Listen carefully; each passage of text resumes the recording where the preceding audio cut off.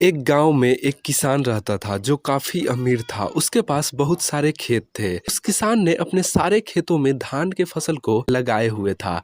ठंडी के मौसम में किसान के खेतों में फसलों के बीच में एक चिड़िया ने अपना घोंसला बनाया हुआ था। उस चिड़िया के दो बच्चे थे। वो बच्चे उड़ने लायक नहीं थे, उनके पंख मजबूत नहीं थे। चिड़िया दिन भर घूम घूम कर खाना ढूंढ कर लाती और शाम को अपने बच्चे को खिलाती ताकि उनका पेट भर सके। एक दिन दोपहर के वक्त किसान खेत में जाते हैं और फसलों को देखकर बोलते हैं, अब ये सारी फसलें तैयार हो गई है और काटने लायक हो गई है। कल ही मजदूरों को बुलाकर कटवा दूंगा। किसान की ये बात सुनकर चिड़िया के बच्चे बहुत बुरी तरीके से डर गए। शाम को जब चिड़िया बच्चों के लिए खाना लेकर आई तब उसने देखा कि बच्चे बहुत डरे हुए हैं। चिड़िया ने बच्चों को गले लगाकर पूछा, क्या हुआ, तुम इतने डरे हुए क्यों हो? बच्चों ने बताया कि आज इस खेत का मालिक आया हुआ था और वो इस खेत में घूमते हुए फसल को देख रहा था और कह रहा था कि अब ये फसल तैयार हो गई है, मजदूरों को बुलवाकर फसल को कटवा लेना चाहिए। बच्चों ने चिड़िया से कहा, माँ, हम अभी उड़ने लायक नहीं है, अगर यह फसल कट गई तो हमारा क्या होगा?